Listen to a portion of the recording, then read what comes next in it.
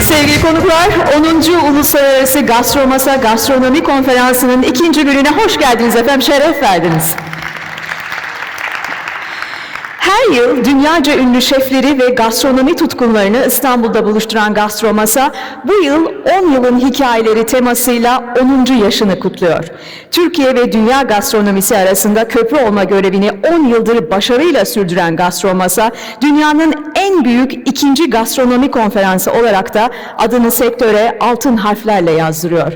Bu sene de dünyaca ünlü şefleri, sommelier ve miksolojistleri ağırlıyoruz Gastromasa sahnesinde ve 10 yılın hikayelerine hep birlikte şahitlik ediyoruz. Hazırsanız Gastromasa 2025'in 2. gününü hemen ilk panelimizle başlatalım. Panelimizin başlığı, şef odaklı restoranların geleceği, fine dining'de en çok ne önemli, yaratıcılık mı, lezzet mi? Moderatörümüz, yemek yazarı ve gazeteci çok sevgili Rafa Tonun. Kendisine eşlik edecek panelistlerimiz, Paco Roncero restoranının kurucusu ve şefi 3 Michelin yıldızlı Paco Roncero, Michelin yıldızlı El Cano'nun yöneticisi Aitor Aregi, Mayta restoranıyla modern Peru mutfağını yeniden tanımlayan Jamie Pasak ve Michelin yıldızlı Nerua Guggenheim Bilbao'nun kurucusu ve şefi Josean Alija. Şimdi yüksek alkışlarınızla sahneye davet ediyorum. Çok beklediler. Hadi kocaman bir alkışla onlara moral olsun. Hepsini alalım.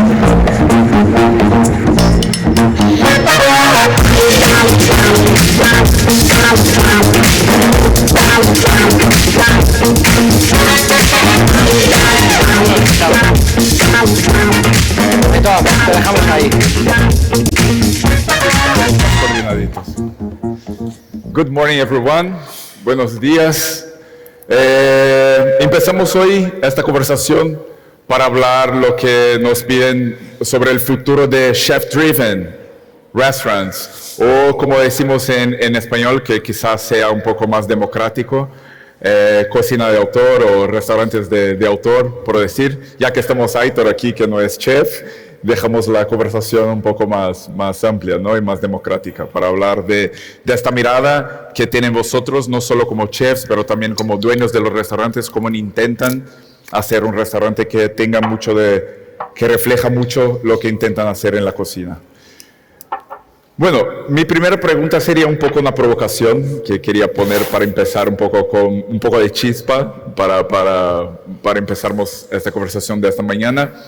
En los tiempos que hablamos mucho más de concepto, de los platos, que los restaurantes intentan crear conceptos y hablar de sus propios conceptos, ¿quién les parece que manda más? ¿El chef o el producto?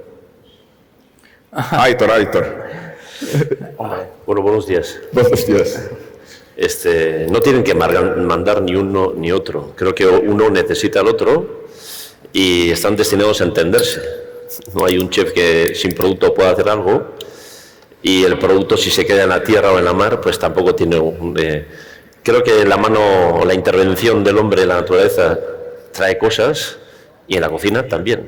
Y luego, como cada persona es diferente, pues será interpretar. Algunos desde la desnudez y otros pues desde calibrar con sus conceptos de cocina, pero el uno con el otro están destinados a entenderse. No hay una cosa sin la otra, y creo que ahí no hay discusión. Lo que pasa es que luego cada uno interpretará desde la cocina de cada uno, desde su forma, unos técnicamente más potentes y otros desde la desnudez desde el producto, pero creo que los dos tienen cabida y que cada uno puede interpretar lo que da el territorio desde su conocimiento. Paco. Sí, bueno, yo creo que aquí no hay discusión ninguna, vamos a estar todos absolutamente de acuerdo, ¿no? Al final, el producto sin un chef no va a servir para nada, y el chef sin un buen producto pues tampoco va a hacer magia, ¿no? Entonces, bueno, indudablemente tienen que entenderse, pero como decía Aitor, pues cada uno lo interpretará de una manera totalmente diferente, ¿no? Y sí que es verdad que hoy en día hablamos muchas veces más de concepto que del propio producto, ¿no? Y yo no tengo claro si esto llega a ser bueno. Yo creo que tiene que estar siempre unido y siempre de la mano en ese sentido. Bueno, yo creo que sin duda al final, sin producto no hay cocina. Y el chef lo que hace es aportarle valor al producto y crear un lenguaje a través de ese producto. Y esas son las líneas, ¿no? Llevamos años defendiendo el producto y el producto al final lo que buscamos es recuperar esos productos que son locales, que te permiten hacer una cocina con un lenguaje que conoces mucho más tú, ¿no? Que es el lenguaje de tu territorio. Y el chef pues va eligiendo el camino que le quiere dar a ese sabor, a ese producto y a ese origen. Jaime, o sea, para contestar a esta pregunta un poco en tu cocina, ¿cómo surge un poco la idea de un plato? ¿A partir del producto, a partir de la visión del chef? O sea, un poco también sería... Yo creo que un poco de los dos. Yo creo que de un tiempo a esta parte definitivamente antes un poco el protagonismo de repente lo tenía el cocinero, eso cambió. El cocinero no es que perdió protagonismo, siempre tiene que estar ahí porque tiene que ir de la mano. Pero sí lo que creo es que lo que tiene que ser un cocinero al final es un mediador, ¿no? Entre lo que es productor, el equipo, la creatividad, el concepto, entonces uno tiene que orquestar y un poquito ese es el camino para que todo tenga sentido.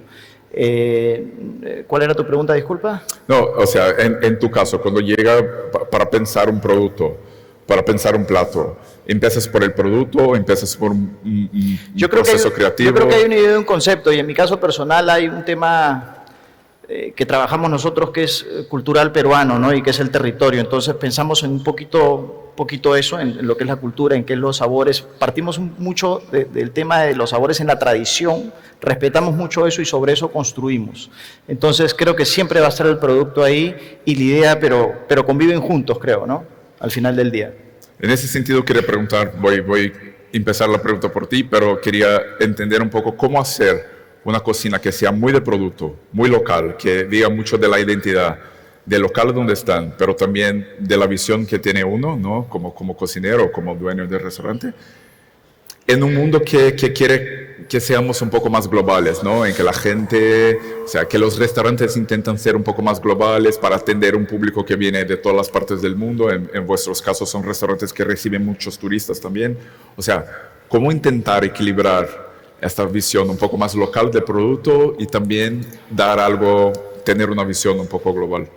Yo creo que cada uno tendrá su propuesta. En mi caso personal, creo que lo que nosotros tratamos de hacer es siempre un poquito ser representantes o tratar de apostar por la gastronomía local. Al final, en un mundo globalizado, lo que puede haber un punto de encuentro de repente son, no sé, en técnicas de repente, ¿no? Una visión de técnicas, no sé, japonesas, europeas en ese caso, que nosotros hemos podido de pronto aprender de colegas, y un poquito puede ser ese el punto de encuentro, pero después siempre en nuestro caso tratamos de ser promotores de lo local, de la cultura, de lo que tenemos, de nuestra despensa, y eso creo que no lo pretendo cambiar, pero sí hay puntos de encuentro en cuanto a técnicas y en cuanto a cierta visión de las cosas, pero después es un poquito promover cultura a través de la gastronomía, eso es lo que pretendemos hacer, ¿no? José.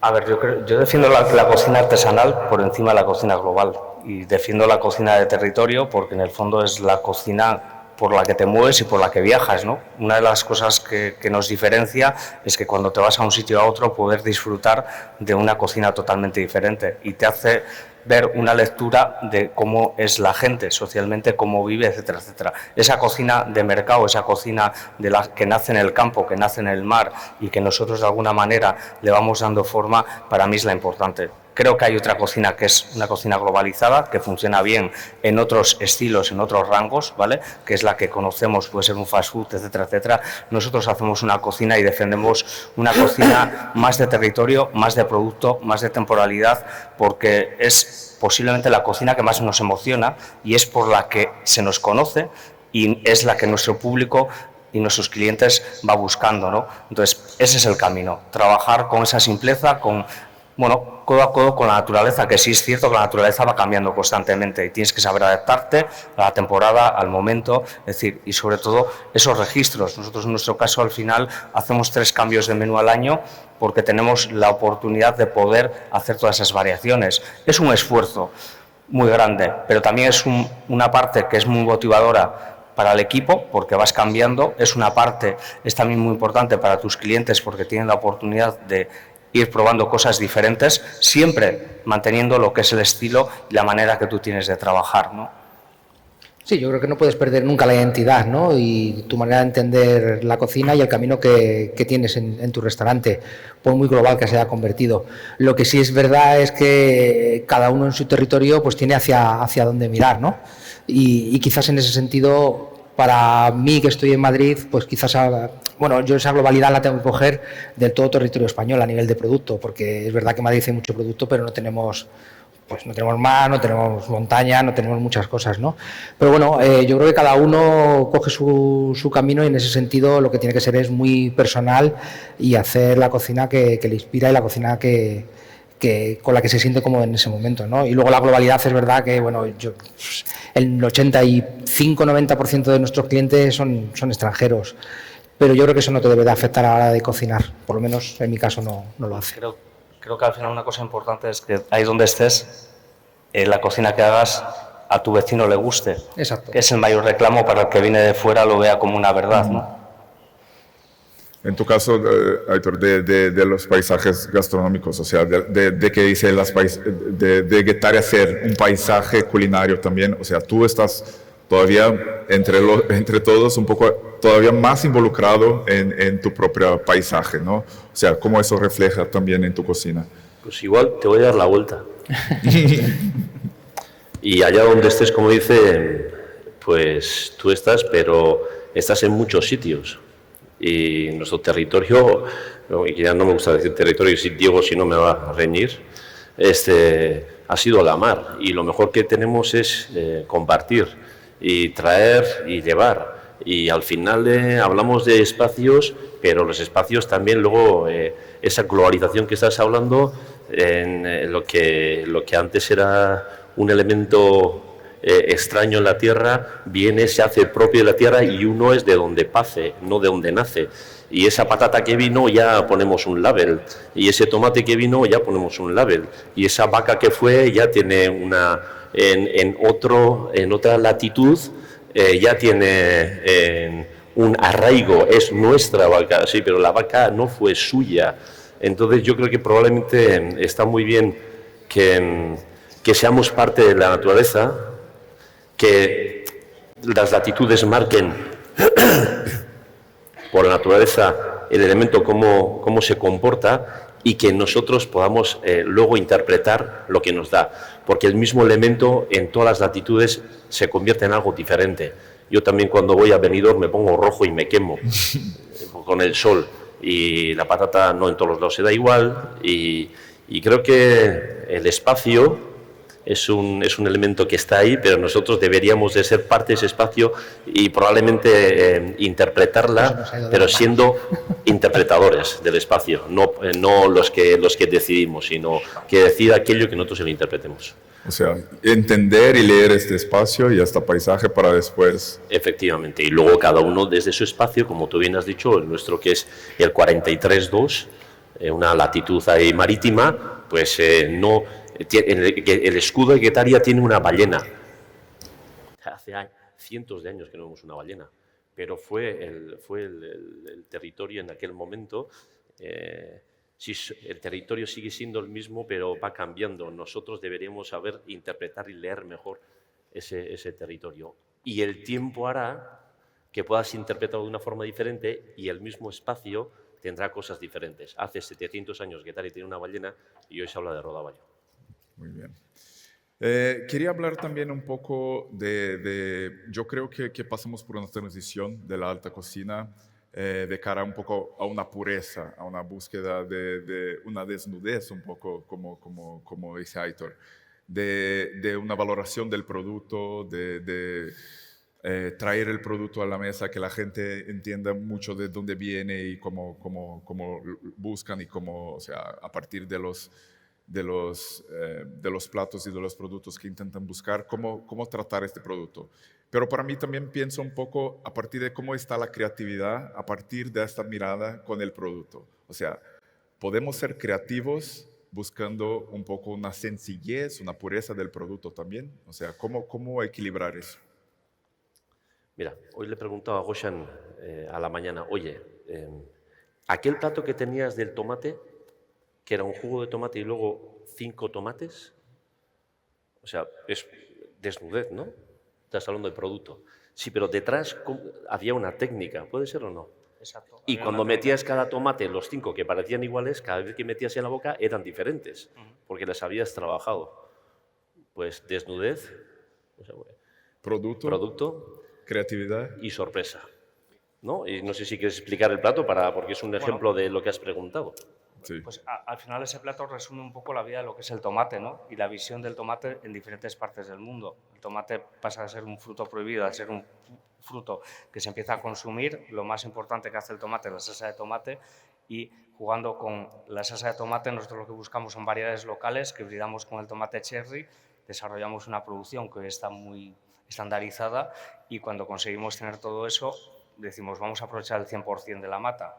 Entonces, en este caso usábamos tomates que tenían que pesar 12 gramos, se seleccionaban, esos se freían, se pelaban, se hacía una estamelización, tal.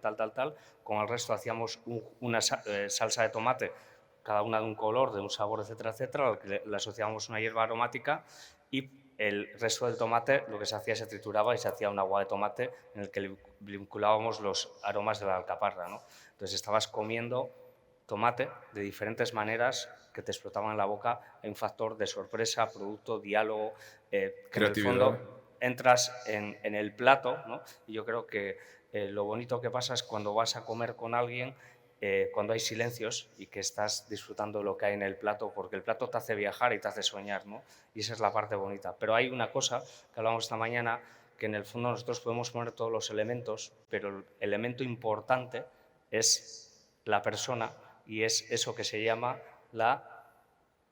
Examen. ¿eh? Predisposición. la predisposición. Bueno, esa Es siempre es decir, importante. la ilusión con la que la gente va a los sitios, dices, es la que cambia el trabajo que nosotros hacemos, porque detrás siempre hay la buena voluntad de dar lo mejor de nosotros.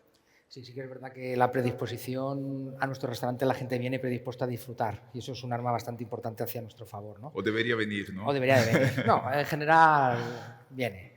Pero yo creo que hemos hablado de la creatividad, hemos hablado de la técnica, pero indudablemente todo esto tiene que estar ligado con algo muy importante, que es el sabor, ¿no? Porque puede ser un plato muy creativo, pero si no tiene sabor se queda vacío.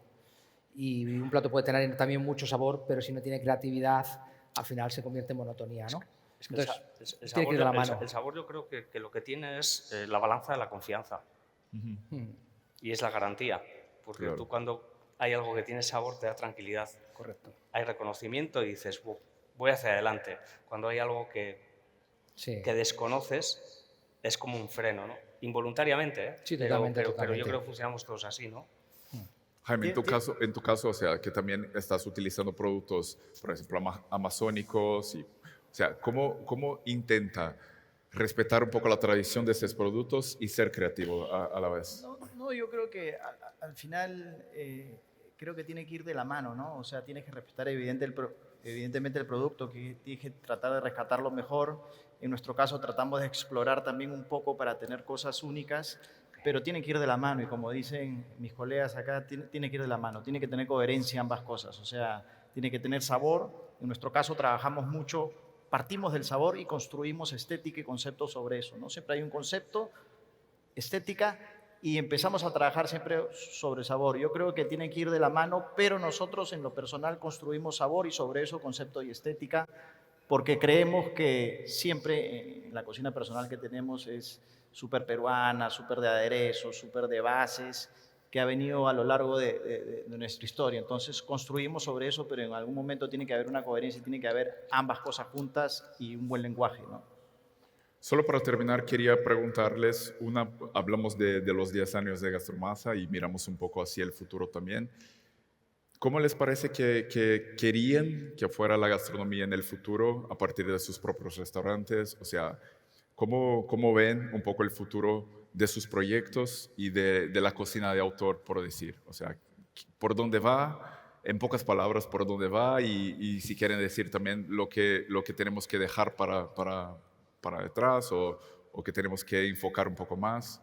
Yo creo que se ha estado diciendo que se ha perdido un poquito, no perdido, sino que digamos, lo que ha estado viniendo es que se ha ido alejando de digamos, de la alta cocina. Yo creo que evidentemente hacer alta cocina no es fácil no solamente por un tema de creatividad, del mensaje, de qué cosas tienes que decir, que tienes que tener una palabra, sino también que es complicado mantenerlo en el tiempo, ¿no? Como un negocio, o sea, al final es costoso y eso se dice, pero yo creo que eso no se va a perder, yo creo que al final siempre van a salir, se va a continuar, hay personas que si respetan el producto, quieren dar un mensaje, quieren promover cultura, eso se va a mantener en el tiempo y evidentemente hay una, digamos, hay una ola de cosas más casuales, pero yo creo que eso no se va a perder, yo creo que se va a mantener, evidentemente no es fácil, pero va a continuar porque siempre van a haber colegas cocineros que van a querer seguir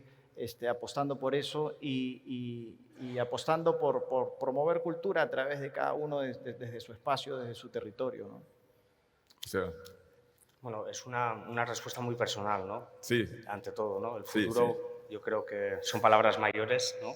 Entonces, pues si supiéramos el futuro, igual no estamos aquí.